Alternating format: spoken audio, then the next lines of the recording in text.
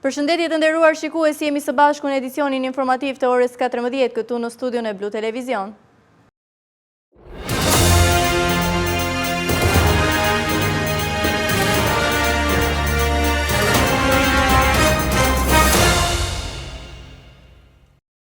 Zjarri, i cili ra mbrëmjen e së martës në malin e Shashicës dhe rrezikoi dy fshatrat Qerishtën dhe Drashovicën, është vënë tashmë nën kontroll. Flakët u shfaqën rreth orës 20:30 në majën e malit dhe të favorizuara nga era u përhapën me shpejtësi duke djegur sipërfaqe të konsiderueshme me bimësitë e egër. Një zjarri për masave të mëdha ka përfshirë malin e Shashicës mbrëmjen e kësaj të hënie, ndërkohë që ndodhen pikërisht në zonën e landfillit ku siç duket mbrapa krave të mi, flakët e mëdha të favorizuara dhe nga era kanë përshkuar një sipërfaqe të konsiderueshme të sipërfaqes së malit, por edhe të pyllit. Ndërkohë që forcat zjarfikse janë pozicionuar pranë landfillit të Qerishtës, aty ku edhe do të jetë më e rrezikshme nëse flakët përparojnë. Megjithatë, deri në këto momente, sikurse raportohen edhe nga emergjencat e prefekturës së Vlorës, por edhe forcat zjarfikse, zjarri duke djegur sipërfaqe me ferra, por edhe bimësitë e egër pa rrezikuar banesa apo edhe objekte të rëndësisë së veçantë.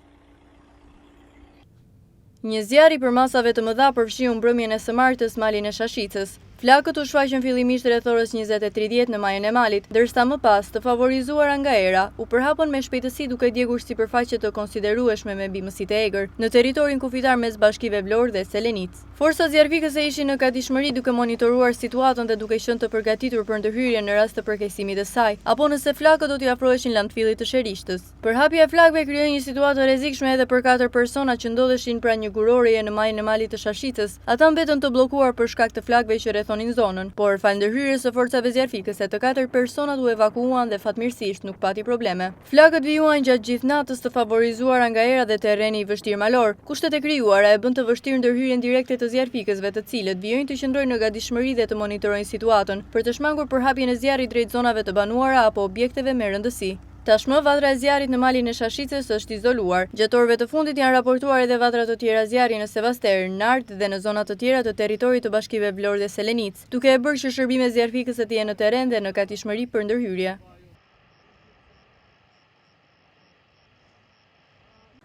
Pas disa orësh ndërhyrje të vështirë, forcat zjarfikëse kanë vendosur nën kontroll zjarrin që rrezikoi fshatrat Qerisht dhe Drashovic.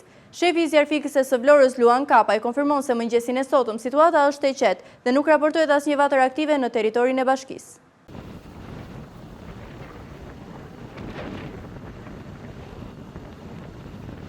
Zjarri që ra mbrëmjen e së martës në malin e Shashicës dhe rrezikoi dy fshatrat Qerishtën dhe Drashovicën është vënë tashmë në kontroll. Luan Kapaj, shefi i shërbimit zjarfikës në bashkinë e Vlorës, thotë se situata gjatë mbrëmjes ka qenë problematike dhe agravuar, ndërsa forcat zjarfikse që në momentet e para kanë qenë në gatishmëri të plotë për përballimin e flakëve. Pas disa orësh punë të pandërprerë dhe ndërhyrjes së vështirë në terren, është bërë mundur vendosja e zjarrit nën kontroll. Kapaj konfirmon se mëngjesin e kësaj të mërkure situata paraqitet e qetë dhe vatra e zjarrit është kontrolluar plotësisht. Aktualisht në territorin e bashkisë së Vlorës nuk raportohet asnjë vatër aktive zjarri. Sipas Kapajt, kjo verë është karakterizuar nga një numër i lartë zjarresh, ku në disa raste dyshohet se vatrat janë vendosur qëllimisht. Për këtë arsye, ai bën apel qytetarëve që të tregojnë të kujdesshëm dhe të mos ndezin zjarre, pasi pasojat mund të jenë të rënda. Shërbimi zjarfikës dije ka pasur një situatë shumë problematike në malin e Shashicës, sepse terreni thyer, bimësia dendur, era e fortë bëndet mundur për hapjen me shpejtësi të kësaj vatre zjarri, e cila u shfaqi në orët e vona të mbasdites dhe me të marrë njoftimin e shërbimit zjarfikës organizoi të gjitha forcat dhe mjetet për ta vënë në kontroll këtë vatre zjarri që ishte problematik jo vetëm për atë zonë, por edhe problematik për poshtë këtij terreni, se si janë disa biznese apo stane apo ishte landfilli, të cilët duhet të mbajtur në kontroll për mos të përhapur zjarrin në këtë lloj situate që ne e kemi pothuajse të përvitshme, se edhe vjet ishte një situatë e tillë. Këto ditë, duke marrë ditën e djeshme dhe në vazhdim që janë këto ndryshimet edhe të temperaturave, por edhe të fillimit të erës që ndikon shumë keq në përhapjen e zjarrit. Besoj se situatat do të jenë po thua se të agrevuara nëse dikush mund të veri një zjarr në bimësi të ndryshme.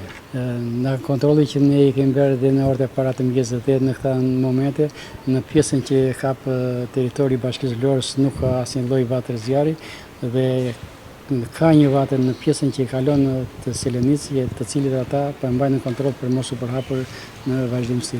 Kjo verë ka qenë disi normale si verët e tjera. Kemi pasur 2 rastet me problematikë zjarri i Dukatit dhe zjarri i Shashicës deri në këto momente.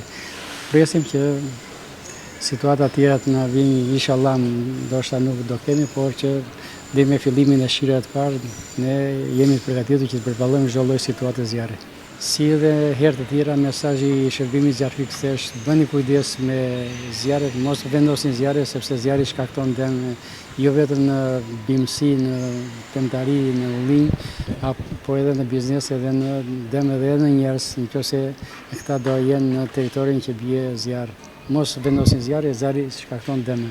Ndërkohë një vatër zjarri vijon të jetë aktive në Sebaster në territorin e Bashkisë së Selenicës. Flakët po mbajnë në kontroll nga forca zjarrfikse të kësaj bashkie dhe deri më tani nuk paraqesin rrezik për përhapje. Megjithatë, ndryshimi i drejtimit apo forcimi i erës mund të rëndojë situatën dhe të favorizojë përhapjen e flakëve. Për këtë arsye vatra po mbahet në monitorim të vazhdueshëm nga forca zjarrfikse të cilat ndodhen në teren.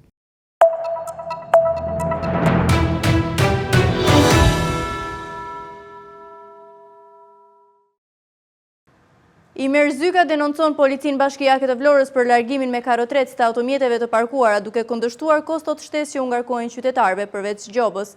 Ai e cilëson procedurën të palishme dhe paralajmëron se do të drejtohet organeve ligjzbatuese për ta ndjekur çështjen.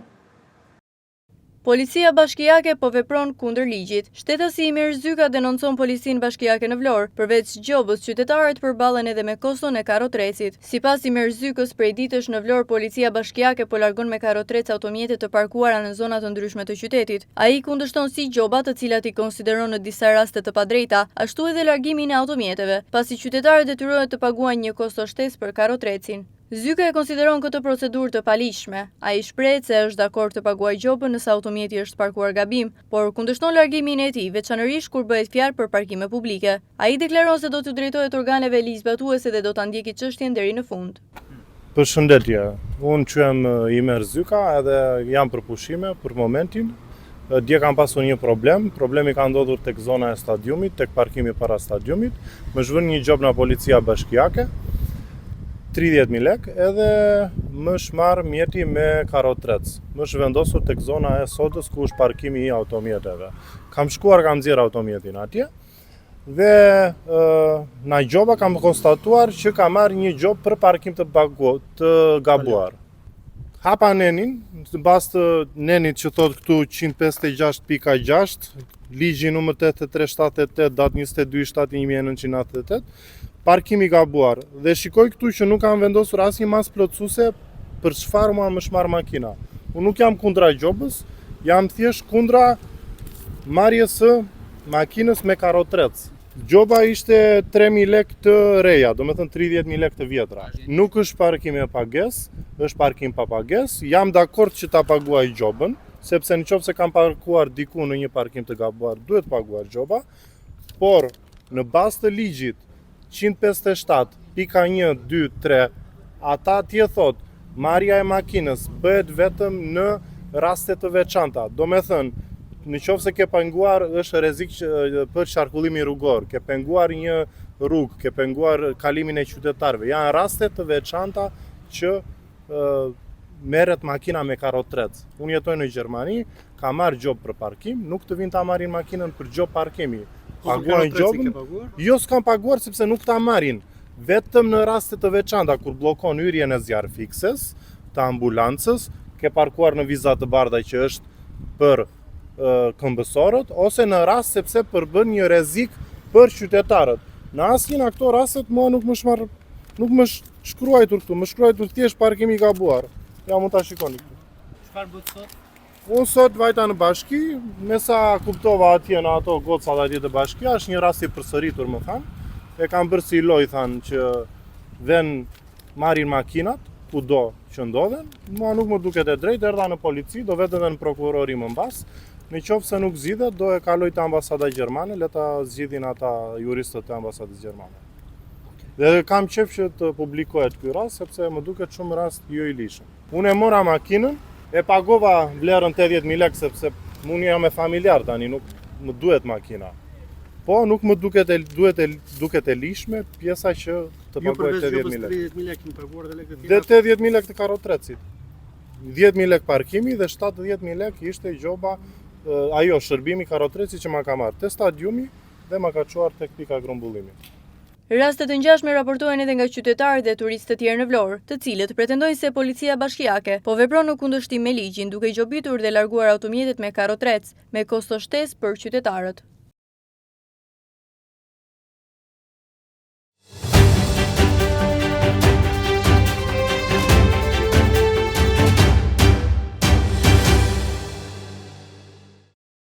Rreth 50 familje në gabinat e plazhit të vjetër vijojnë të jetojnë në kushte të vështira mes lagështisë dhe mureve të dëmtuar.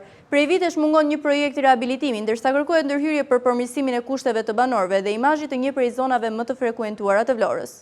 Të amortizuara nën pushtetin e lagështisë, shumë banesa pa dyer dhe dritare, mure të rrëzuara për tokë. Ky është realiteti që prej vitesh ndodhen gabinat në plazhin e vjetër. Në to jetojnë rreth 50 familje, të cilat në vitin 2026 nuk kanë kushtet minimale për jetesë.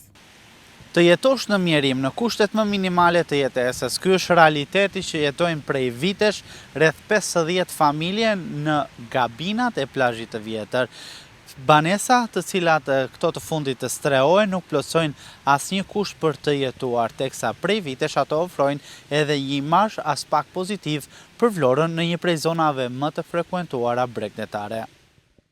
Ndër vite kanë munguar projektet edhe planet për rehabilitimin e gabinave në plazhin e vjetër, ndërsa këto të fundit vijojnë të bien pre amortizimit të mëtejshëm për shkak të vjetërsisë së tyre dhe efektit të lagështisë. Në gabinat në plazhin e vjetër jetojnë familje që i përkasin komunitetit rom dhe egjiptian, të pas streh, por edhe ato në shtresat mesatare të popullsisë. Shumica e këtyre banorëve për shkak të ardhurave të pakta detyrohen të jetojnë në këto kushte.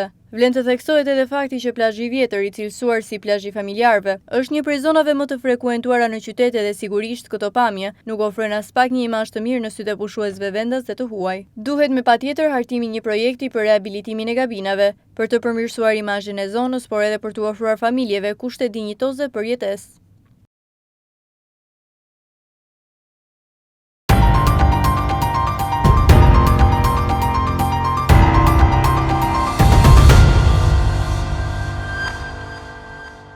Në 116 vjetorin e lindjes, qytetarët vlonjat kujtojnë Nën Terezën, shenjtoren shqiptare që u bë simboli i bamirësisë. Në këtë ditë ata i përcjellin apel politikës që të jetë e përullur dhe të shërbejë me përkushtim qytetarëve të saj. 116 vjet nga lindja e Nën Terezës, shenjtores shqiptare që u bë simboli i bamirësisë, por si e mbajnë mend qytetarët e Vlorës dhe çfarë simbolizon për ta figura e Nën Terezës. Të pyetur për Blu Televizion, qytetarët thonë se Nën Tereza është personifikimi i bamirësisë i shqiptares shenjtore që sakrifikoi dhe shërbeu gjithë jetën e saj në të mirë të personave në nevojë, në të mirë të qytetarëve. Sipas vlonjatëve, Nën Tereza dhe vepra e saj do të mbeten gjallë dhe do të kujtohen përgjithmonë. Qytetarët thonë se bamirësia nuk të varfëron asnjëherë, edhe pse është zbehur nga viti në vit dhe nga brezi në brez. Përsëri qytetarët thonë se ende ndjenja e mirësisë ekziston dhe duhet të përcillet më tej. Një apel kanë dhe për politikën që të bëjë mirë sa më tepër dhe të shërbejë qytetarëve të saj. Është krenari për ne që kemi patur një personalitet të tillë si Nën Tereza, e cila e vuri jetën e saj në shërbim të varfërve. Fatkeqësisht, ishte kupton që në kohën që ajo deshte të vinte në Shqipëri, nuk u lejuo, por kështu ndodhin gjërat. Politika, ajo i ka dita pa jetë. Ne qytetarët e kemi prishur çik ekuilibrin. Duhet jemi më afër njëri tjetrit, me hallet tona, problemet tona. Megjithatë, shpresojmë që në të ardhmen të jetë më mirë se njerëzit do zgjohen, do bëjnë. Nën Tereza ka qenë zonjë gruat, thotë. Çfarë kuptimi ka? Ishte një bamirëse, sepse njerëzit janë ndëruar ta. Nga sevapi nuk të gjen gjë. Kemi rënë. Brezi i parë bënte kishte më pak dhe bënte më shumë. Njeri i shenjtë, njeri i mirë, kaq. Ka bërë mirë. Të gjitha gjërat nashi mirë është tani, po s'lën ta të rinj tani, na grin të rinj. Si zobet me mirë. Politika për ne bën aq mirë orti, për moshën time s'ka ku të vej më. Mirë, ka qetësi olla. Urdhoj që fa populli, ka në gjën vlorë, jo. Si s'bëjmë mirë për një tjetër, po shtu për zomas, bëjmë mirë ne për një tjetër, në shgabi. Po si gjende, në Tereza, qatë them për në Tereza dhe në Tereza është njëshi. Ka ndimuar botën e Shqipërinë, no? Nën Tereza është shenjtoria shqiptare, e cila shërbeu për vite me radhë dhe i dedikoi jetën e saj personave në nevojë, duke u gjendur atyre pranë në ditët dhe në kohët më të vështira.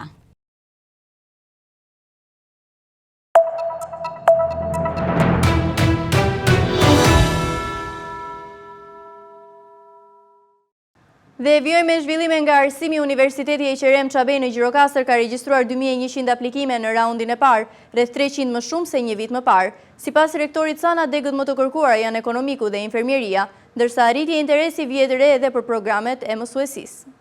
Raundi i parë i aplikimeve në Universitetin e Qerem Çabej në Gjirokastër ka shënuar një interes të shtuar nga të rinjt për programet e studimit që ofron ky institucion akademik. Në total janë regjistruar rreth 2100 aplikime, rreth 300 më shumë krahasuar me të njëjtën periudhë të një viti më parë. Degët më të preferuara nga kandidatët për student vijojnë të jenë ato të ekonomikut dhe infermierisë, ndërsa këtë vit, sipas rektorit të universitetit Jaho Cana, vihet re një rritje interesi dhe për programet e mësuesisë. Rritja e numrit të aplikimeve konsiderohet një tregues pozitiv për institucionin në një kohë kur universitetet rajonale përballen prej vitesh me sfidën e uljes së numrit të maturantëve dhe largimit të rinjve drejt Tiranës apo jashtë vendit, sipas rektorit. Se në krahasim me vitin e kaluar, përsëri numri i aplikimeve për në universitetin ton rezulton më i lartë.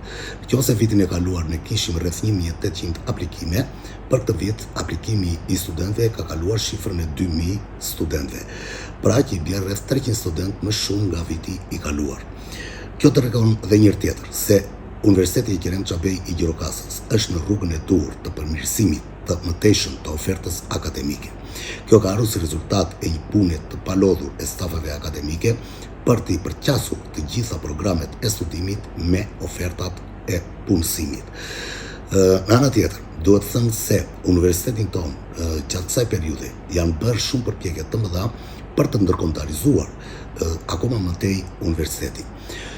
Tashëm ne kemi rreth 5 programe të përbashkëta me Universitetet e Italisë dhe Universitetet e Greqisë. Ndërkohë, jemi për këtë vit akademik në prag të hapjes së disa programeve të reja, siç është hapja doktoraturës me një universitet të Letonisë në Fakultetin Ekonomik. Jemi në prag të konsolidimit të hapjes së programeve të përbashkëta, të njësër programesh të përbashkëta me Universitetin e Aninës, një universitet i cili ka një potencë të jashtëzakonshme në gjithë Europën. Nga ana tjetër, risia për këtë vit akademik është hapja e programit të përbashkët të infermierisë me Universitetin Oriental të Piemontes në Itali, i cili është një nga universitetet më elitare në gjithë Europën në fushën e studimeve mjekësore. Raundi i parë i regjistrimeve zhvillohet nga 26 korriku deri në 8 shtator dhe është ndarë në 7 faza, secila me kohë zgjatje 48 orëshe. Gjatë kësaj periudhe, kandidatët fitues kanë mundësi të kryejnë regjistrimin sipas renditjes dhe programit të studimit ku janë shpallur fitues. Universiteti e Qerem Çabej ka një histori mbi 50 vjeçare dhe mbetet një prej qendrave të rëndësishme akademike në jug të vendit. Përmes programeve të ndryshme të studimit, universiteti synon të ruajë rolin e tij në formimin e brezave të rinj dhe përgatitjen e profesionistëve për tregun e punës në rajon dhe më gjerë.